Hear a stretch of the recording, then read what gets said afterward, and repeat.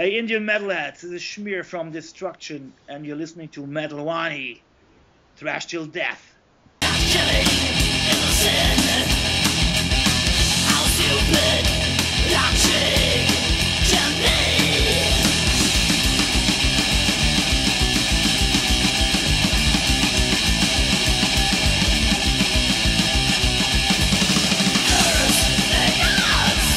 Good evening, Mr. Schmier. It's a pleasure to have you on Metal Wani with us. How are you doing today?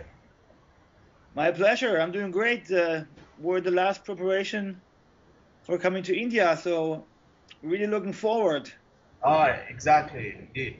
So, Destruction is all set to make its debut Western invasion of India, the Bangalore Open Air, in less than 2 weeks.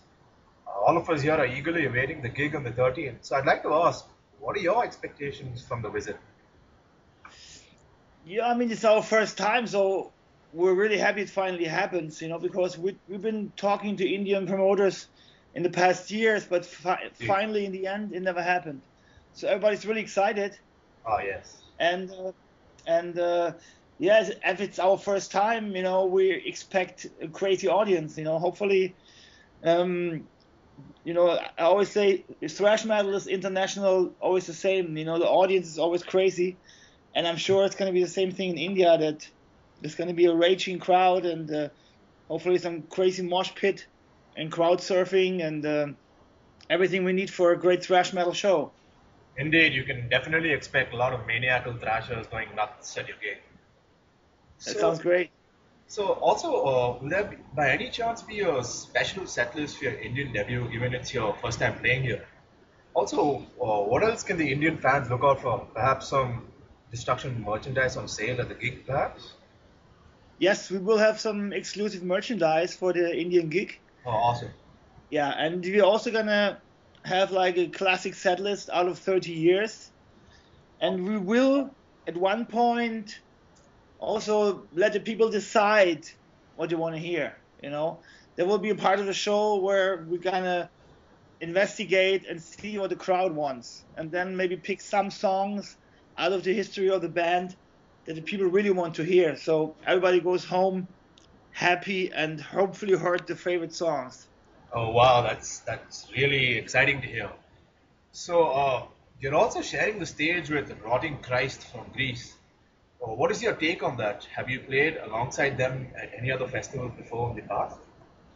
Yes, we played with Rotting Christ, and they are a great band and have a unique style developed over the many years in the metal scene now, and they're great guys. I really respect them. I'm really looking forward to see them because when you're a touring band, you only see sometimes on the festivals wherever in the world, and I didn't see the Rotting Christ guys for a while, so I will see them back in India. So Absolutely. I'm sure we're gonna share some drinks and have some good talks, and looking forward to see them live again. So it's gonna be great. That's great to hear. So, coming to the topic of Indian bands, have you heard of or checked out any Indian metal bands? Perhaps the bands that are opening for you at Bangalore Open Air? Actually, I checked out some Indian bands, and there was also some reports on German TV lately about the Bangalore Open Air on a big channel, and also some German magazine made some report about Indian metal and the rising scene. It's slowly rising because it's not so easy to grow because of the circumstances in the country. Indeed. But it was very interesting also to see that some Indian bands are trying to make something own, like something original, trying to put like Indian culture, Indian music into the metal, And I think that's going to be very interesting. That's going to get definitely some recognition worldwide, because I think it's always very important to do something original, do something that is you, and not just copy styles that are already there. So yeah, some Indian bands already have a very good reputation in the underground scene here in Europe. And I think some bands already played here also. I saw a band lately, I don't remember what the name was, on a festival in Germany also. Oh right, I see. So I think the recognition is getting more and more, because it's quite exciting for the metal fans too, to see that out of different circumstances, the metal scene is rising, and Indeed. it's a very interesting thing. So I'm looking forward to see that and share that. And of course, people are going to ask me when we come back to Europe how it was in India and how the bands were and stuff. It's going to be interesting. Indeed, that's very interesting to hear. Indeed. So, Sentence of Death celebrates its 30-year anniversary this year. Are there any plans from the band side to celebrate its completion of 3 decades of existence? I mean, basically, we have we're in our anniversary phase right now. You know, we have had the 30th year of existence, 2013. Right. And as you said, now it's the year of Sentence of Death. Basically, the first year we get recognition, worldwide recognition with a record was Sentence of Death, and that was 1984. So it's now 30 years. And of course, next year will be the anniversary of Infernal Overkill, which was our most successful album back in the day. So those 3-4 years at the moment are very exciting because we have the anniversary of the band, the anniversary of our first album, the anniversary of our most famous album. So that's a lot of excitement at the moment. That's why also we play a lot of those songs in our set list live, you know, because it's classics. Oh wow, that's awesome. Yeah, completely looking forward to that. So, I mean, Sentence of Death is a landmark record in the history of both thrash and extreme metal, given it influenced a lot of black and death metal bands of future generations. Also, Destruction is often considered part of the so-called first wave of black metal. So, I mean, from your perspective, how does it feel to have influenced so many bands and genres?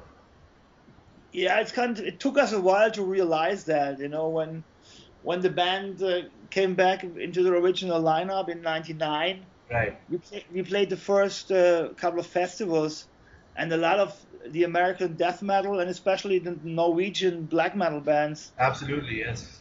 Came to us and were like, you know, going down on their knees and like saying, "Oh, finally Destruction again!" And we were kind of surprised, you know, because we didn't know all those young bands been like that much inspired by Destruction. But of course, it's a great feeling to, you know, to start something that the young generation continues and gets a whole new touch in a whole new genre. And absolutely, that's something we could never imagine when we were young. You know, we were just young kids and we wanted to play music. We want to, you know, be a little rebellious against society and break out of the society. And it's amazing to see that, you know, that we went that far.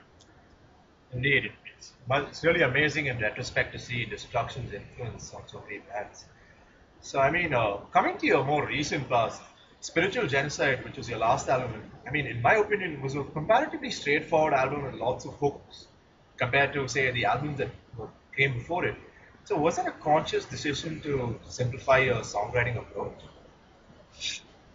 I think it's just a logical consequence when you write songs and you play them live, right? And you see which songs work best live. I see. Then when you go back to songwriting for the next record, you start to write a little bit different and say, okay, wait, this might not work so well in the live situation, because also we're a 3-piece band. You know, we have to consider a lot of stuff because I have to sing and play bass, so then I can't move. So it was important for this album to simplify some stuff, you know. Also, of course, our drummer Vavar, it's his second album with the band, so of course the band also was growing together as a unit, so the songwriting was smoother and easier for this record. So I think it made the record just catchier, and as you said, it has more hooks, has more of a structure, right? And yeah, I think thrash metal is a live sound. It has to work live, and sometimes when you write a record, you don't know how it's going to sound live yet, but at the end, you always sit back and then you reflect the record, and that's what we did for the latest one. And I think that's why Spiritual Genocide turned out to be quite catchy, in-your-face record. Indeed, I have to agree with that. So you've said in the past that one of your main reasons behind keeping Destruction a 3-piece is because you prefer a more basic approach and derive much of your approach based on rock music. Do you still do your songwriting keeping this approach in mind? Yeah, me and Mike are writing all the songs together, and we try to keep everything under an easy control, you know, like the more people involved in the songwriting, Right. the more trouble, the more opinions, the more experimental stuff we'll get. Absolutely. And I think we have a certain recipe for writing songs nowadays, and it's became quite of a natural thing. You know, back in the day, songwriting was more stressful. We were more afraid of it. Now it's just a natural progress, and it works pretty good for us. Of course, you know, with a second guitar, it's always a interesting aspect for a thrash metal band, because with two guitars, of course, there's more options. Yes, indeed. But you know, just only one guitar player that would really fit with Destruction, and it would be old Drake, from former Evil guitar player. Ah, right. He jammed with us in some records, and he also replaced Mike once when Mike had a broken hand. Ah, I see. So if you would ever bring in a second guitar player, it had to be old Drake from Evil. But he kind of stopped playing music. So. Yes, he did leave Evil a while ago. But he's actually working for us sometimes as a guitar tech. So who knows? Oh, right. Okay. Yeah. It's a small world. Yeah, exactly. That's very interesting to hear. So, Destruction's album in the 2000s had a great degree of stylistic consistency. How important is consistency to you as a composer and a musician? I think it's very important, because it's the backbone of what you do. You know, like it's very easy to experiment and lose the track, lose the way what you do. Right. I think it's very important to defend what you have. You know, we have achieved a certain style, Absolutely. a certain brand of music, and we created a certain brand, thrash metal, Right. in the 80s. So for us, it's very easy to protect this backbone that we have, which is thrash, which doesn't mean that we're just trying to repeat ourselves. We're still trying to create new albums that have new impacts and new influences. But of course, the whole thing has to be what we are, and that's a very important backbone that we're trying to, you know, not lose, because it's easy. You know, you grow older.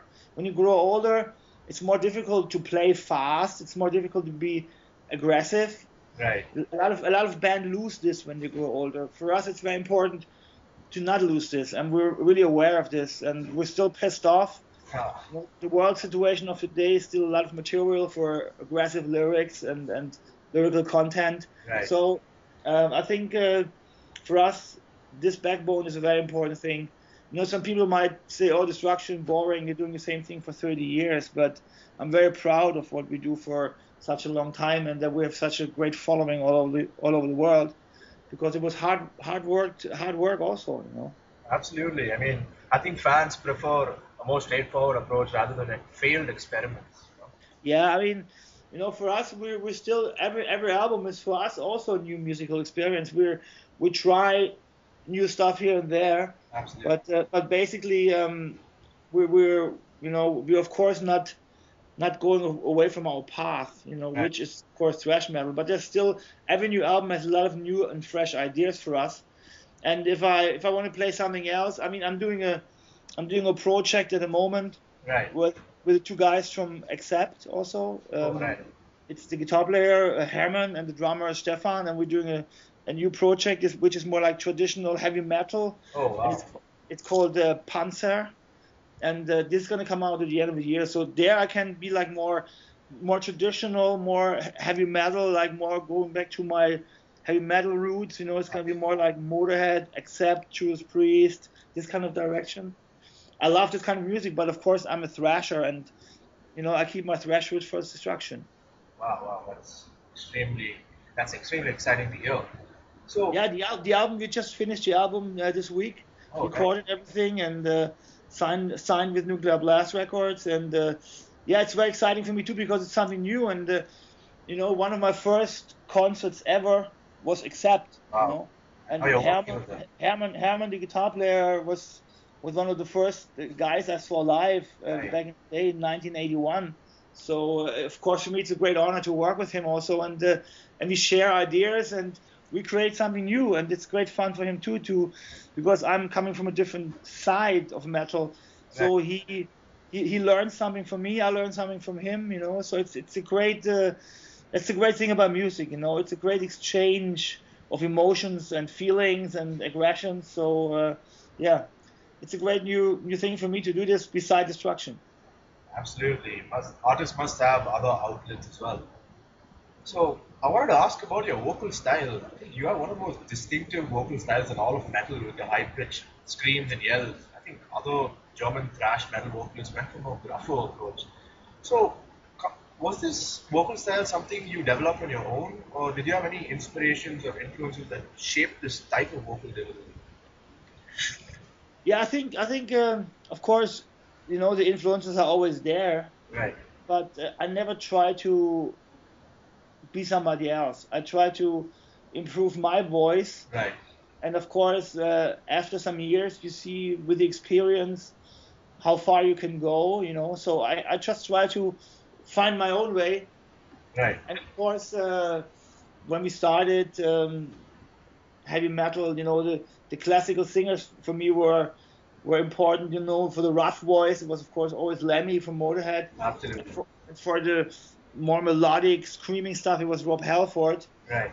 And of course later on, it was like Kronos. Kronos from Venom was very influential also with his like screaming style. Right.